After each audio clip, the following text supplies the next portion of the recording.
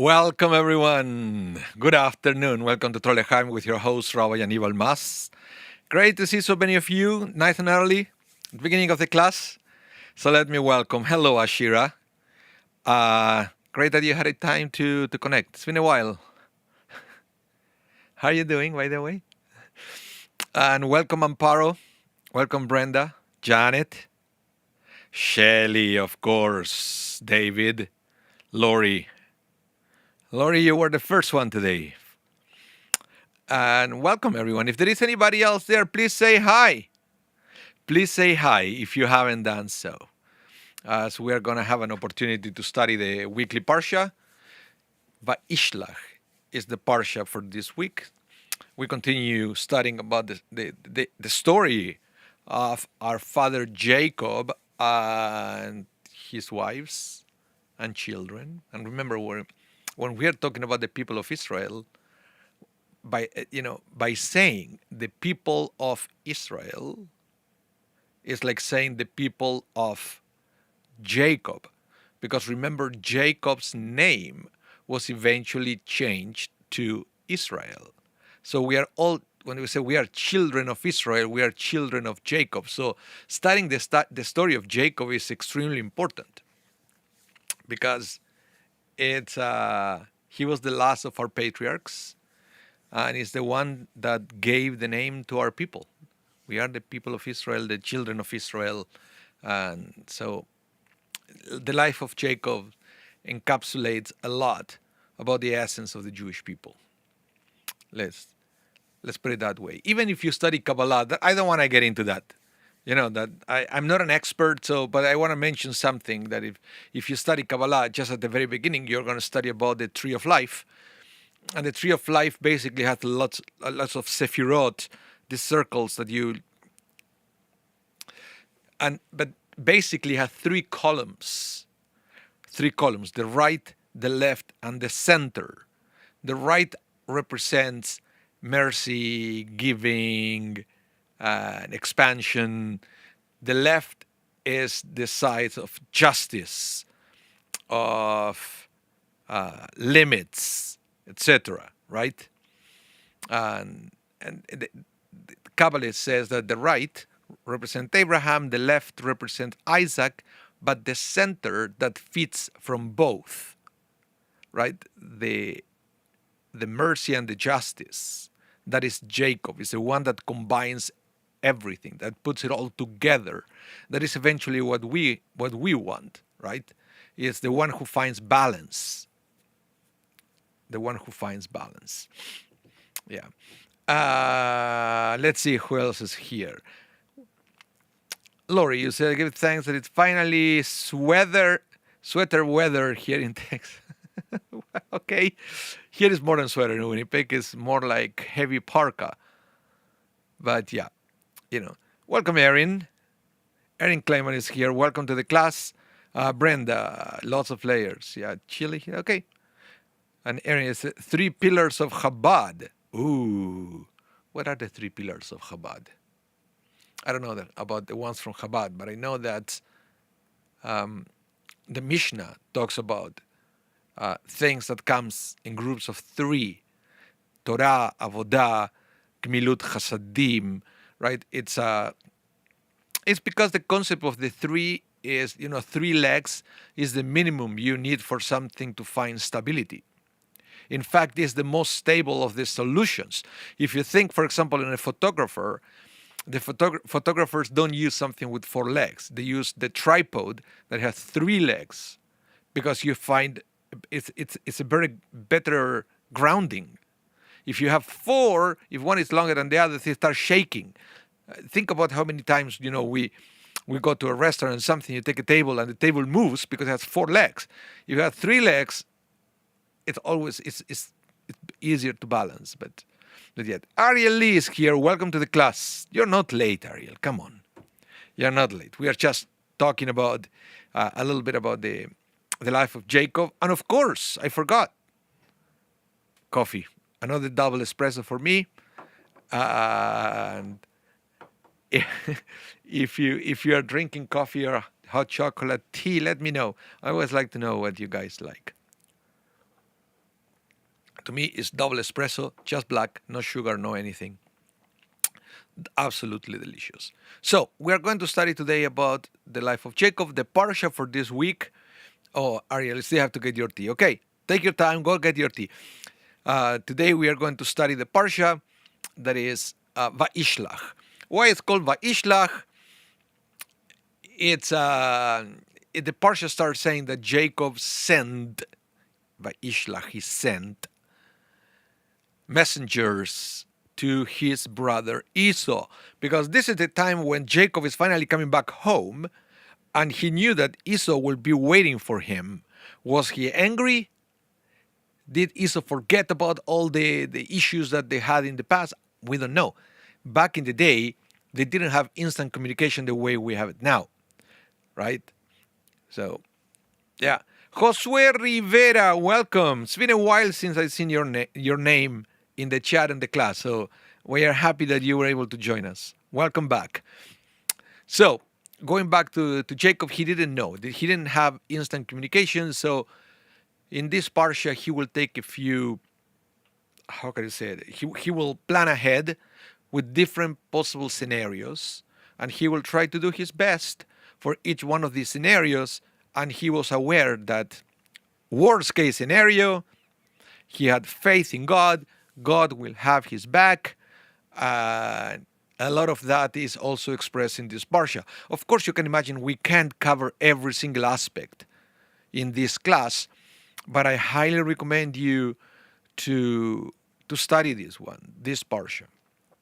It's very important because, as I mentioned before, it's we are going to find a lot of things related to Jacob that eventually became part of the Jewish people when we consider ourselves the children of Jacob, the children of Israel. Okay, a few things we're going to see today, but there are many things more. The other thing, and again, it's going to be a great treat for the congregation. Actually, the large congregation, they don't know about this, but because you're coming to Torah L'chaim, I will give you the preview.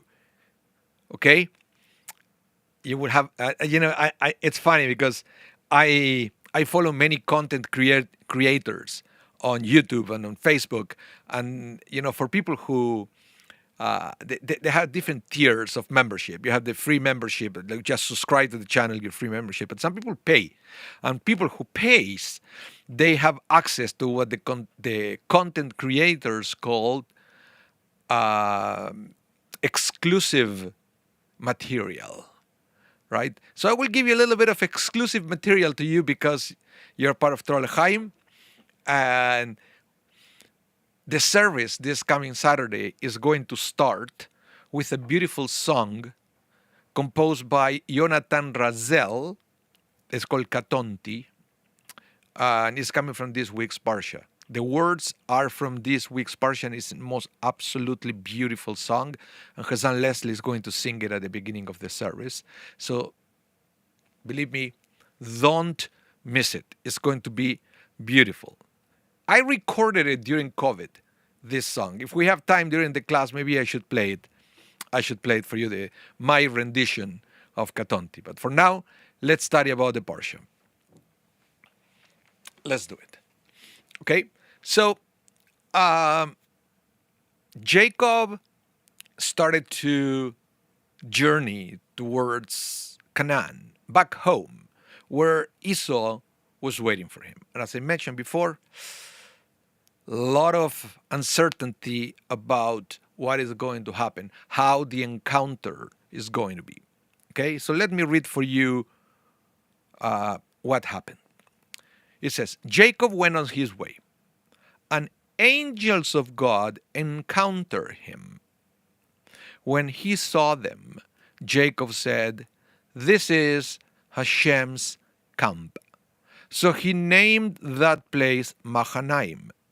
Jacob sent messengers ahead to his brother Esau in the land of Seir, the country of Edom.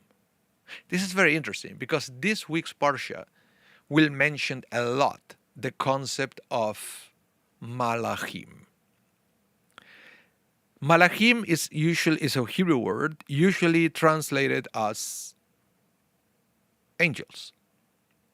But malachim also means messengers.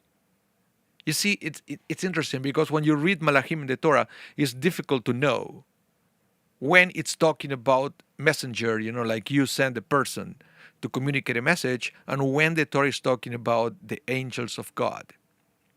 In this case, for example, it's a little bit easier because it says, Malachei Elohim, the angels of God. Okay? But then it also says that Jacob sent, Vayishlach Yaakov Malachim. Now, are we talking about the same angels, or now they are messengers that he sent? Can you send an angel, or you can only send messengers? It's not clear. So I wanted to expand a little bit of this in this class. Meanwhile, let me know in the chat, what is your idea of angels? What is your experience maybe with angels? But especially, what is your idea? What do you think about angels? What do you think Judaism has to say about angels? I'm curious. Let me know down in the chat. I want to read it as I continue with the next text. Okay? So, Rashi actually says that Jacob sent actual angels. You know what I mean? Without the words of Rashi, I would think that Jacob sent regular messengers, like a guy on a horse, on a camel. Go ahead in front of me and send this message to my brother, right? Janet, you say here, angels are messengers, okay? So this is what Rashi says. But let's expand this concept a little bit more, okay? Listen to this. According to Jewish tradition, an angel is a spiritual being and does not have any physical characteristics. The angelic descriptions provided by the prophets, such as wings, arms, etc., are anthropomorphic, referring to their spiritual abilities and tasks, which is very interesting. I want to take a break to read the chat, and then I want to expand a little bit more about what Rabbi Baruch Davidson is saying here. Lori, you said, I worry about the angels covered with eyes. All the evil in the world they have to watch but can't prevent. Oh, okay, I understand. Yeah, because one of the things that we study in previous classes is that one way or another, whatever you say about the angels, there is one thing that is very clear, and is the angels don't have free will. We can decide what we do. Angels cannot. Angels were created with one specific task, and they cannot avoid it, refuse it, etc. Okay? Brenda, you said, I believe in angels. There have been so many situations in my life where I believe angels have spread their wings. My mother, without doubt, is my angels. Beautiful. Beautiful. So it's interesting, Brenda, because that what you are saying here is that we can imagine now Rashi's words, why or how we can experience in our life angels that they are basically people.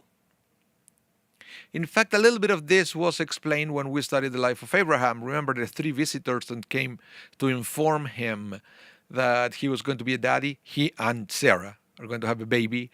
And the angels, these 3 individuals, later on, we learned that they were angels. But we also see that the Parsha says that they had a meal with Abraham. So how is that possible? How is that possible? Lori said, but if you believe in angels, don't you believe in demons? Well, the Talmud talks about demons, but the Torah does not. But the Torah does talk about angels. Okay? It's demonic beings seems to be like a completely different, how you say it, different category. And they don't have the power that the angels will have. Angels are from God, and demons are sometimes, when you study Kabbalah, and think, are more a concept than a thing. Angels are defined with much more detail as a thing. Oh, yes, Felix and Lori, and then you have the ghost. But that is a different thing. That is a totally different thing, because then we have to, to explore what it is, the spiritual realm, and if there is any kind of gate of ways of communication between the physical and spiritual realm.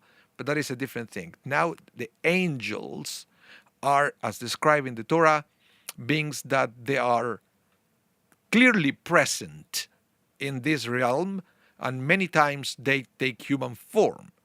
Ariel Lee, you said, and Erin, you said, they appear as men to Abraham. Yes, correct. They appear to them as people. So, and Abraham, who was, we know by now, extremely spiritual, and he had a direct line of communication with God, he didn't realize at the beginning that he had angels in front of him. Sarah, for sure, she didn't recognize them as angels. How do we know that? Because when the angel said to Sarah, "You're going to have a baby," she laughed. And she would have never laughed had she known that those people were actually angels from God. So this is also telling us something that is that almost, I would say, they have a practical application, that we have to be very careful how we talk to people. Not only because people deserve respect, but also you never know if you have an angel in front of you. That's why God gets upset when Sarah laughed, asking, "Why are you laughing?"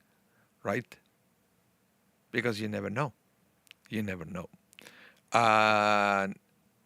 Ariel said, "Are angels original shapeshifters? They take one form we can understand.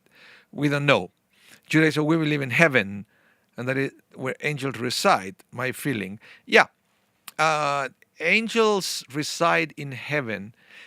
Well, they are, if you have to fast forward to the Zohar, we have almost like a catalog of angels, and they will say that there are different levels, and there are angels that is always the same angels appear in every single situation. Like Raphael, for example, the angel of healing, you will be a different category, and it's always the same one going from one place to another. But there were others that they are casual angels. Because if you believe that the angel is something that with no free will doing exactly the will of God, if God, think about this for a minute. If God takes a person and somehow removes the free will of a person to do only God's will without any possibility to change it, well, that starts getting awfully closer to the concept of being an angel, right? Because that is one theory. The once in a while, you could be an angel. God removes your free will, so you're going to do something on behalf of God, probably, maybe you without even realizing it. And at that time, you become an angel to somebody else. And then your free will comes back and you are not an angel anymore. So it's very interesting. So let's continue with our text. Let's go to Maimonides now. Maimonides, always bringing a rational approach, is going to expand on this. And he will say, all angels fall under one of 10 ranks. You see, I was reading your text, your chat, the chat here, your messages, and you have kind of different impressions, different idea of angels. So, but then you realize that maybe you're all right, because the Maimonides will say, don't think that you're disagreeing with each other. What happened is there are actually 10 different kind of angels that they manifest in a different way, and they represent different things, and they operate under different conditions. So listen to this. All angels fall under one of 10 ranks, namely Chayot HaKodesh, Ofanim, Elim, Hashmalim, Seraphim, Malachim, Elohim, Bnei Elohim, and Cherubim, and Ishim. Okay? These ranks refer to the degree of the angel's comprehension of God. Some have a greater understanding of God and God's ways than others, which is very, very interesting. Aaron, you said angels versus seraphim. Well, seraphim are just one category of the angels. The same of the cherubim, right? Those are supposed to be the one baby-faced that the Torah describes that they were part of the Ark of the Covenant, and so they're different categories. Different categories. You have the archangels and all things. Again, I'm not an expert on angelic beings, but what I do know is that many times our misconception of angels, of why one person believed one thing, the other person believed the other thing, is because we are talking about 2, 3, 4, up to 10 different kind of angels, and that's why sometimes we have the confusions. Okay? Aaron, you say, which type were with the people Bamidgard? What is that? Bamidgard? Please, Aaron, let me know what you're trying to say there. I don't think I understand it. Okay? So, yeah, that's why sometimes we have different understandings. Let's continue. Now, for example, the Zohar will say, one of the angel's tasks is to transport our words of prayer and Torah study before God's throne. So, you see, this is, for example, one category. So, when we pray to God, the Zohar will understand that those words are picked up by an angel that can do nothing but taking our words and present it to God and to advocate to God on our behalf. That's why, this is one belief of the concept of prayer. That's why there are prayers that understand the angels as intermediary between us and God, which is very interesting and not so monotheistic as perhaps we thought it was, but it do exist. There is a famous song, you can search for it, and in fact I recorded it too. There is a famous song by the Israeli singer Chaim Israel. His name is Chaim Israel, and the song is called Shirat HaMalachim, the Song of the Angels, and he starts by saying, Malachim Akdoshim. So he's singing to the holy angels, and is in the song, the singer is asking the angels to bring a message to God. It sounds very close to what sometimes we see in the Catholic tradition of praying, for example, to saints to intercede or to serve as an intermediary before people and God. So in Judaism, we have some traditions to ask the angels to be the one to bring our pleas to God. I don't know if you saw that. Aaron, going back, which type were the angels with the people in the desert? There were many different angels, and in fact, let me give you an example of different angels, because we always imagine angels as, these cute beings. And to be honest, I don't know why. I don't know, honestly. And I want you all, if you can take a minute, let me know in the chat, why do you think that we imagine angels as cute beings, always smiling, always helping? Where is that coming from? Let me know in the chat, and then I will tell you what I think about this. Cheers.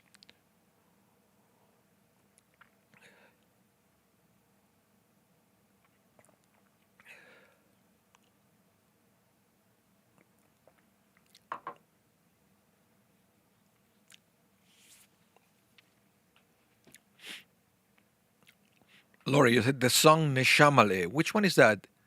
The one that says, "Come with me, little neshamale." That one.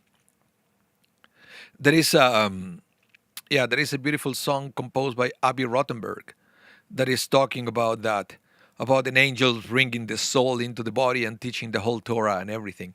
Remember, there is an old midrash teaching that before we are born, there is an angel teaching us the whole Torah. So, but that's the mission of that angel, to teach us Torah.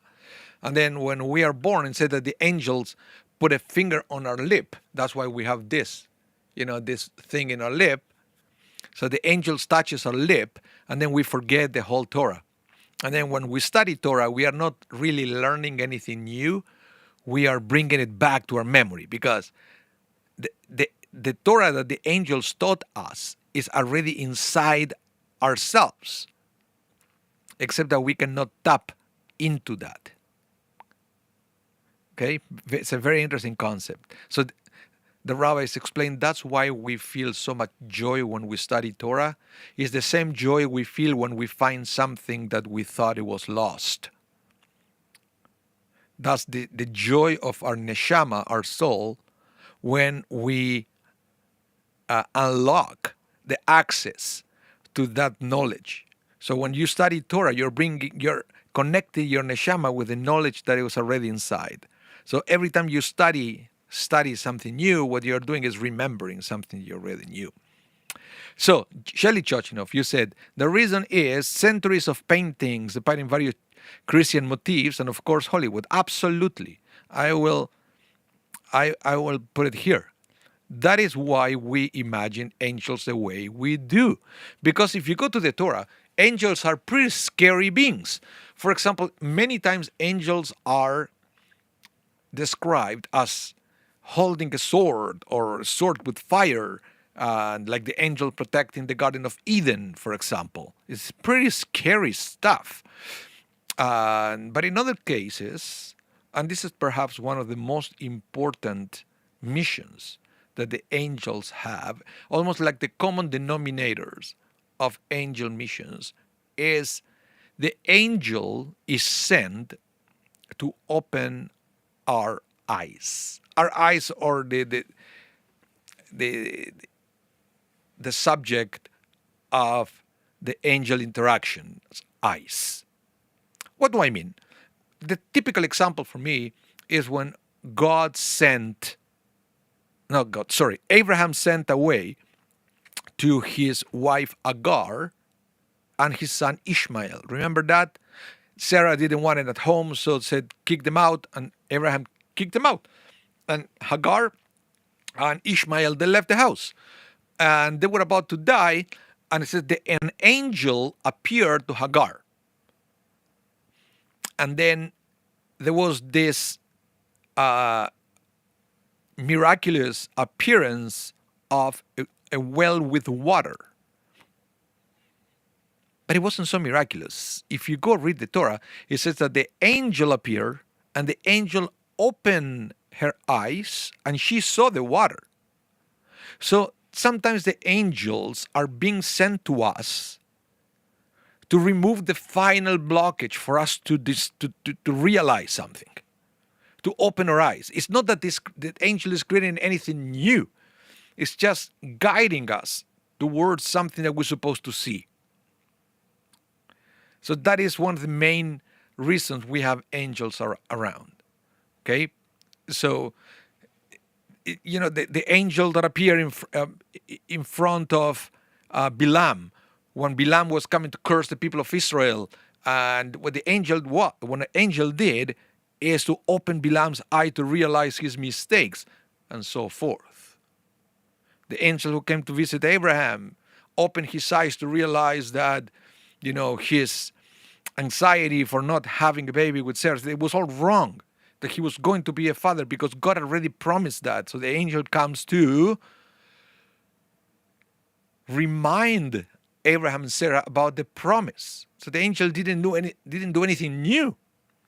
He was just there to open their eyes. But most of the time, that's what the angels do. And again, we can imagine the angels are super nice and cute beings, but at the end of the day, the Torah almost everywhere describe them as very scary beings, like the one who destroyed Sodom, for example. Yeah, I imagine that it was like a pretty scary angel, that one. Okay, or the one that in this week's parsha fought with Jacob all night. You probably remember there are paintings of that too, of Jacob wrestling with an angel. And then eventually there was a fight that lasted all night. And at the end of the night, the angel said, the angel, they couldn't beat each other. So the angel injured Jacob on the side of his leg. So pretty scary being. But again, at the end, the angel said to Jacob, your name now is going to be Israel. So in other words, Jacob by now should have known that his mission changed, that he's not the old Jacob anymore. All the experiences in Laban's house changed him, but I guess he didn't fully figure that out.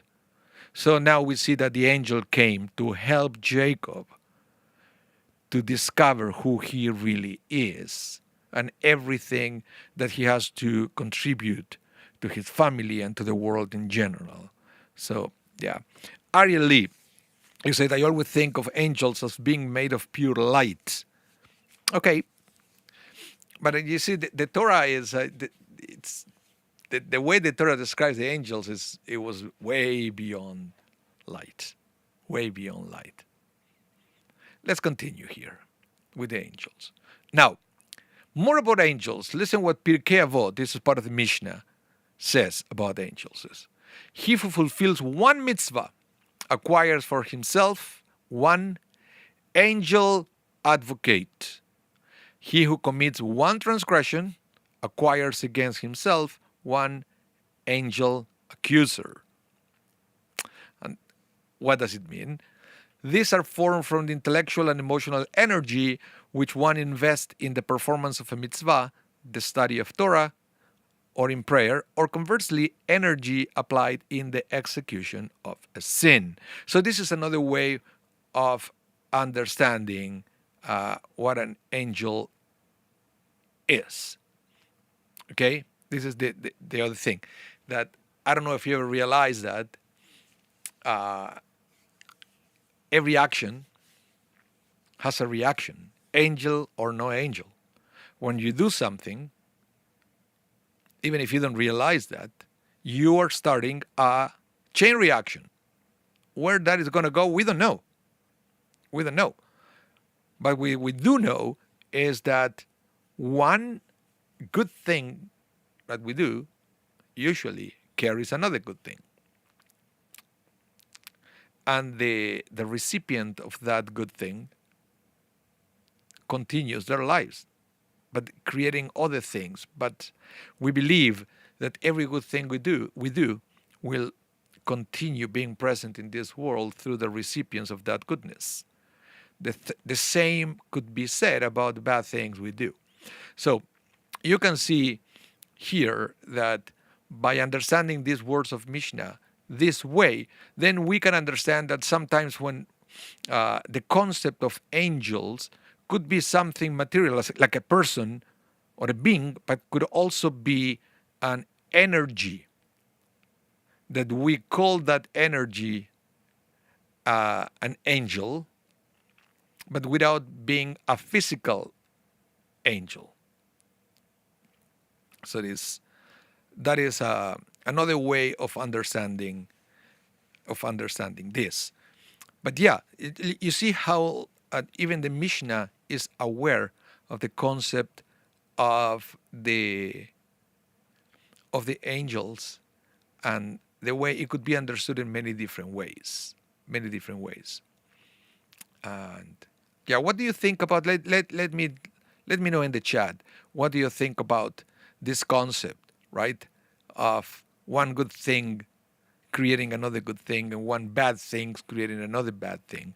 Because this is huge in the way that we should think about our lives, and having an opportunity to do something good or something bad, how is never one thing good or one thing bad, because as I mentioned, every action will have a reaction, a good one or a bad one. Yeah. Ariel Lee, you suggest select the energy concept. That is what I mean by light energy. Yeah, light. Sometimes we forget about this, how light, you can have a place that is completely dark. And then light will allow you to see. Even a little bit of light will dissipate the darkness. When you can see, when the light becomes present, now you can see the obstacles. Now you can see what to avoid. And then again, you can understand how understanding angels as light continues with the concept of the angels as a being that opens your eyes, because it's the same thing. If you close your eyes, you can see what is in front of you, and you will have trouble avoiding obstacles. If you can open your eyes, you can see the obstacles, you can avoid them.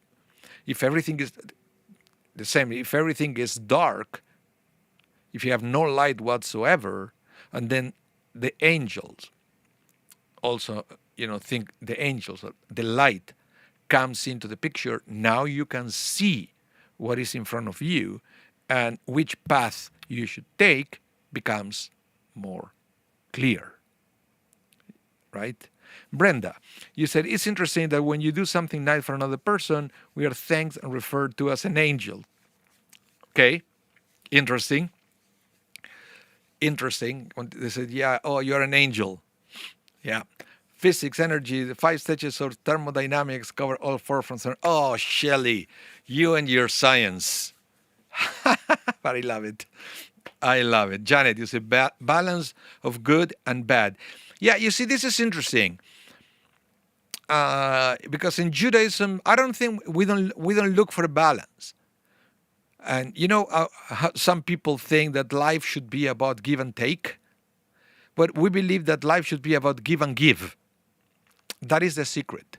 That's what Abraham was. Abraham was all about giving without expecting any kind of retribution. So I guess the balance is a good beginning, but we are always aimed to a higher level, which is doing good and became light to others without expecting any kind of retribution. And that's why, for example, the highest level of kindness that you can do in this world is what you do in a funeral. When you put earth on top of a coffin. In Judaism, that is the highest level of kindness, because you are doing an act of kindness to someone, the person who died, who cannot repay you in any way or form. So that kind of incentive should be our guide every day of our lives, when we do things without expecting anything as a retribution. The same way that when we do something for someone who passed away, it's called the highest level of kindness. That's why it's called Chesed Shel Emet, or true kindness.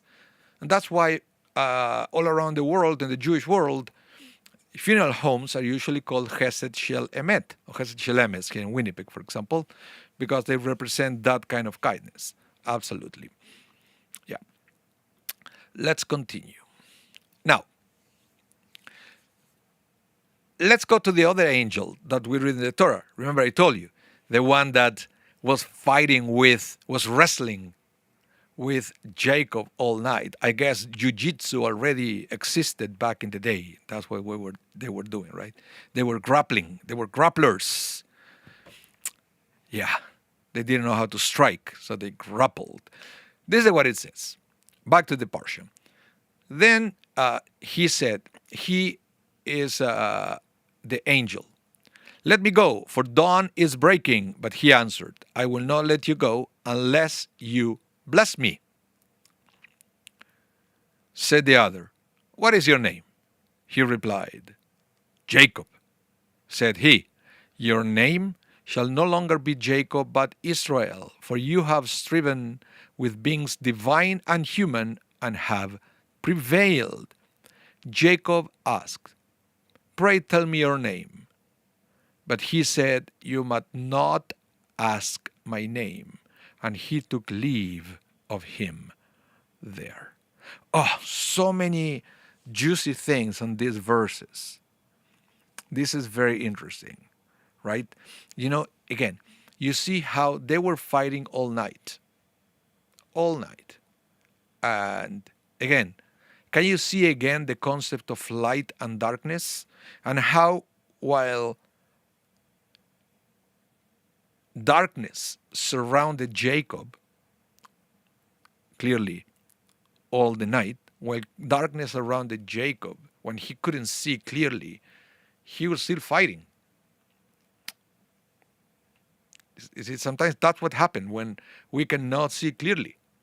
And we fight. And you don't even know what you're fighting because it's dark. So Jacob was fighting. Then eventually, at the end, light was coming, right? And the angel said, okay, let me go. Now you can see. Now you can see clearly. Let me go. Don't, I don't know if this ever happens to you, that you go through difficult situations. Everything is dark in your life. That might bring upset, you might suffer anxiety and all that. But eventually that is over. It's over now. It passed. You overcame that. That you're living a new situation when everything is better.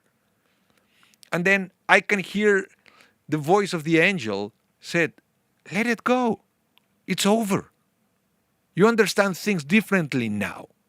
You're in a different stage. Why do you still become so fixated on what happened to you yesterday? So the angel said, let me go.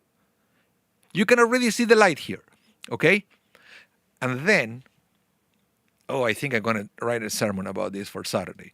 Because, by the way, it's my turn to preach this Saturday. So I think I love this concept.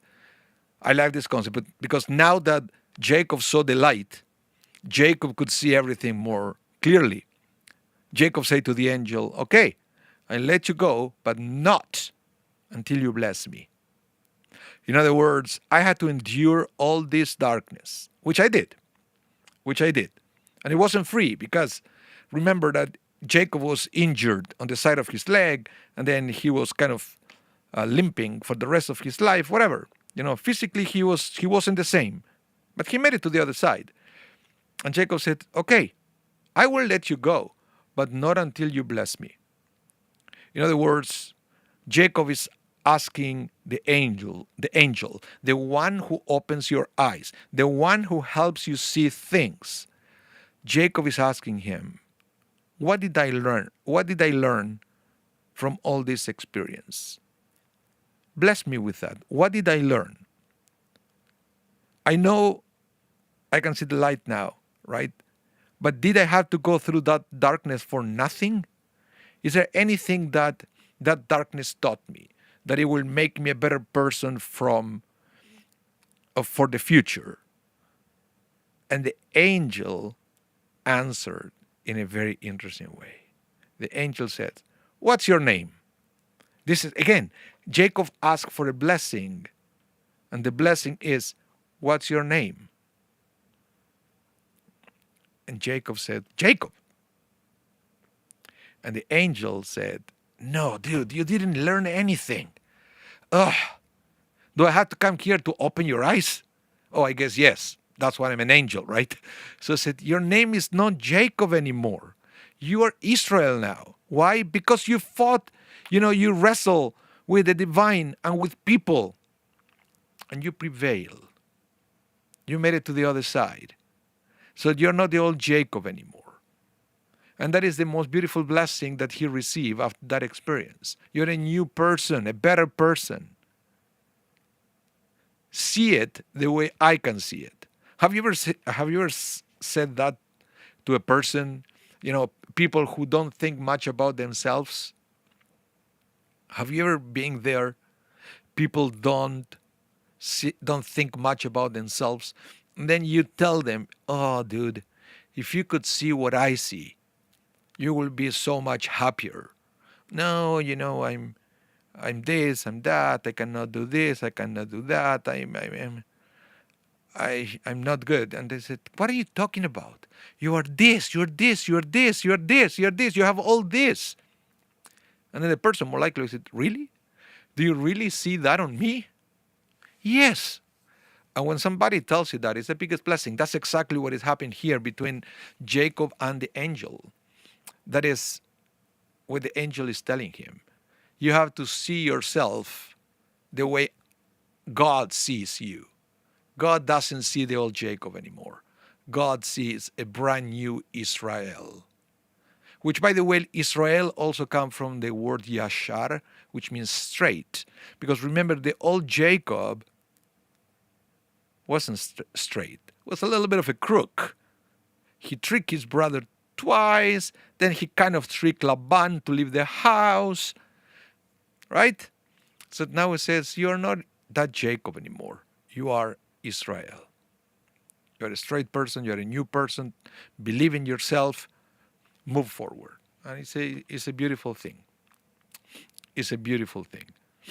And then it's interesting because then Jacob asked the angel, what's your name? Right?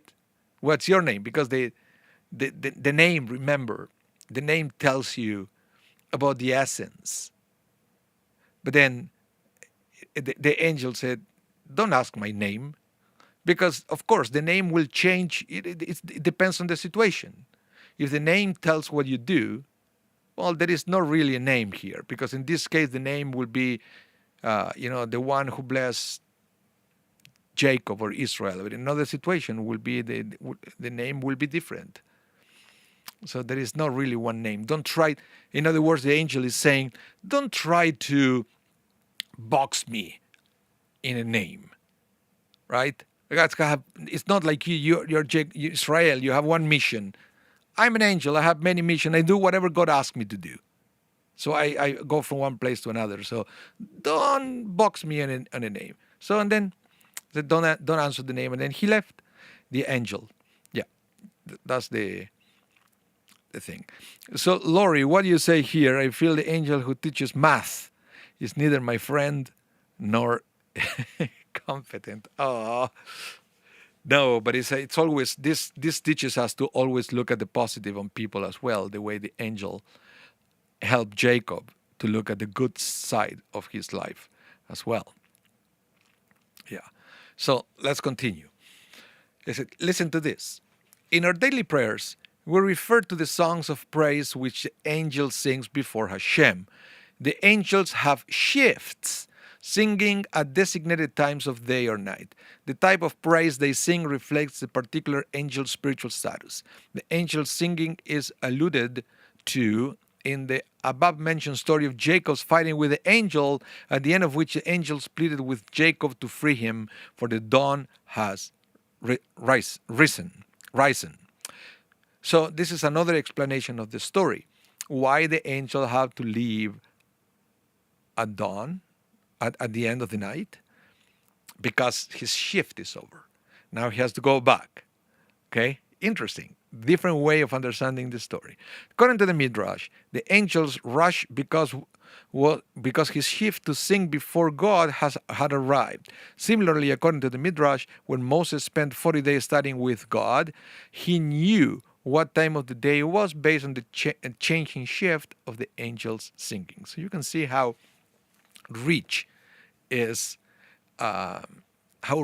is, the concept of angelic beings in Judaism, and how diverse it is and how multi-layered it is. So we can approach it from different sides.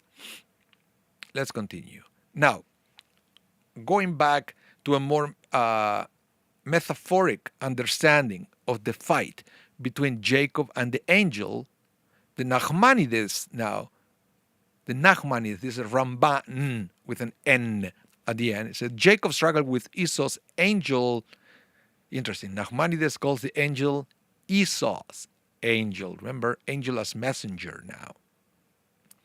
Jacob's struggle with Esau's angel represents the physical suffering of Galut, the exile of the Jewish people. When the angel of Esau injured Jacob's hip joint, he injures his righteous descendants. In the words of the Midrash, this is the generation of the Shemad, the cruel tortures inflicted by the Romans in Mishnaic times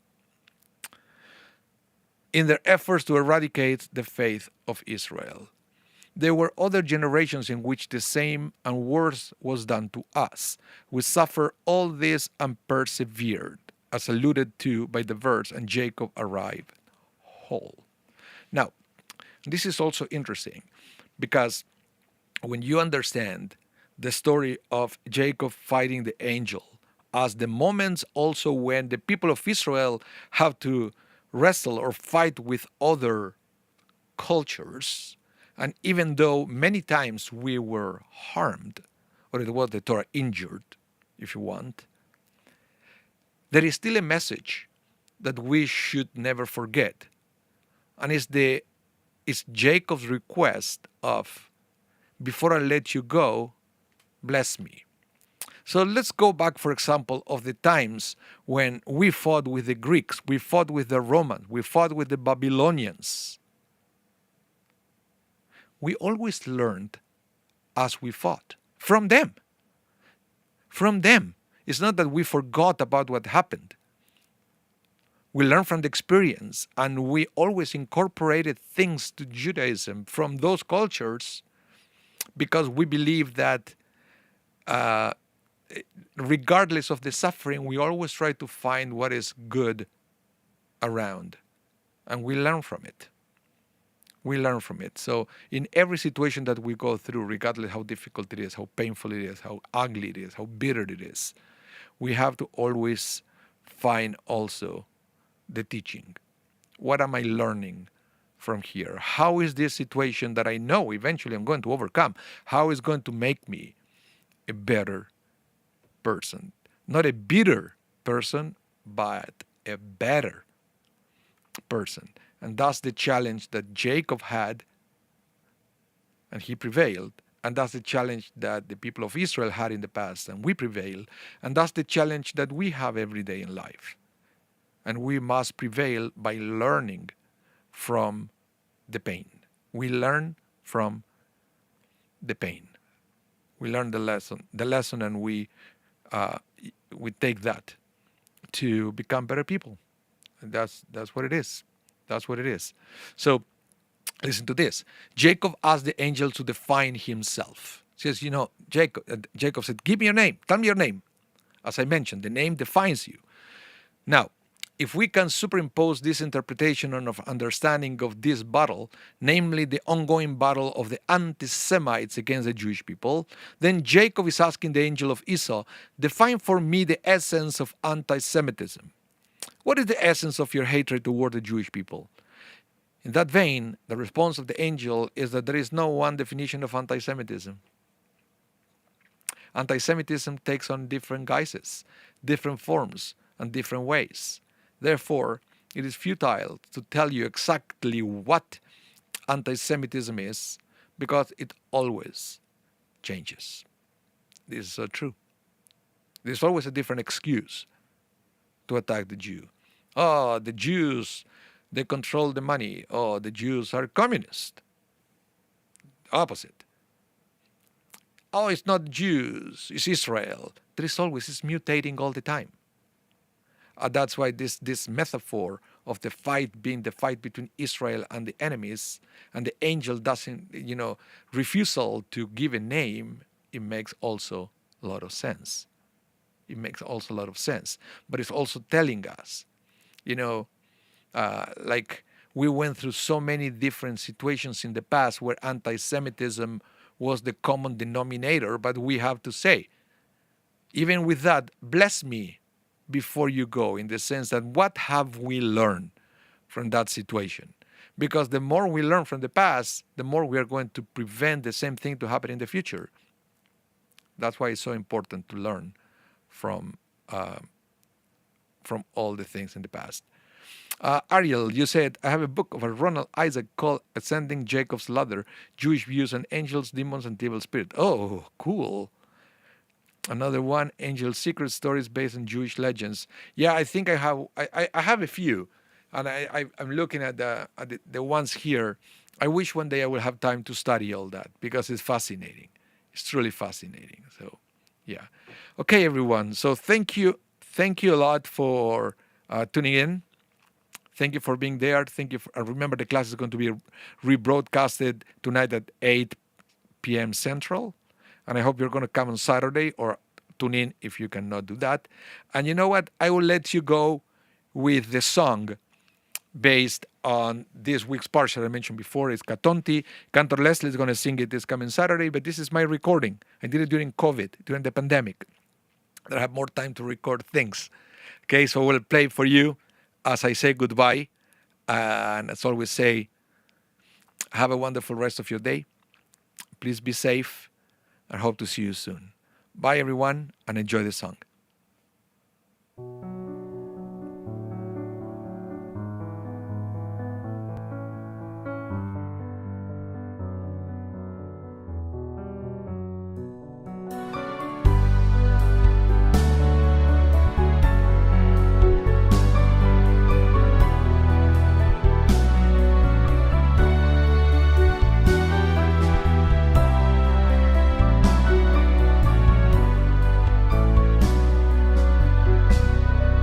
קטונתי מכל החסדים ומכל האמת אשר עשית את עבדך.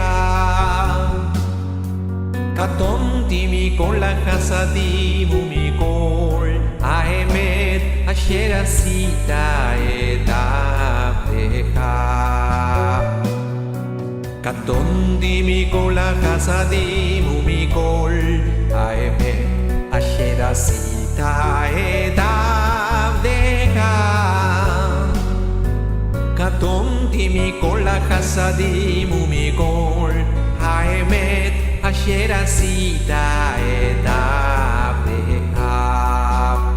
כי במקלי עברתי את הירדן, אתה איתי לשני מחנות. הצילני נא, הצילני נא, הצילני נא. במקלי עברתי את הירדן, אתה איתי לשני מחנות. הצילני נא, הצילני נא, הצילני נא.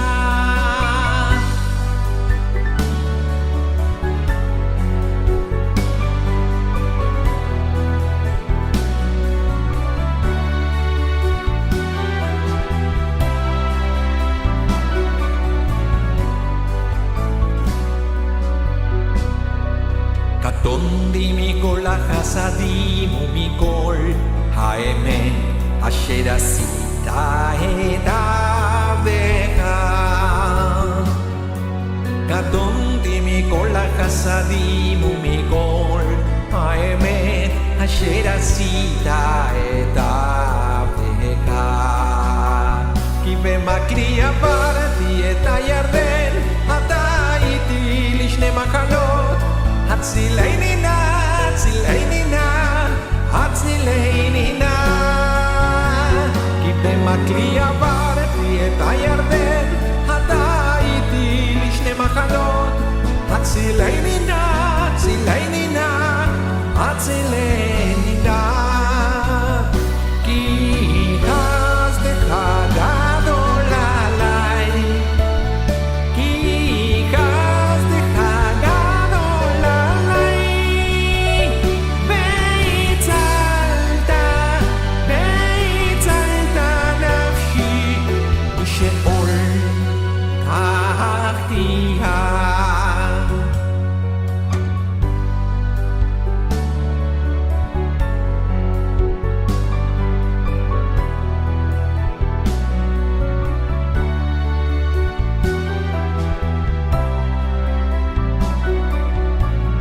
במקלי עברתי את הירדן, אתה איתי לשני מחנות. הצילני נא, הצילני נא, הצילני נא. כי במקלי עברתי את הירדן, אתה איתי לשני מחנות. הצילני נא, הצילני נא, הצילני נא. קטונתי מכל החסדים ומכל האמת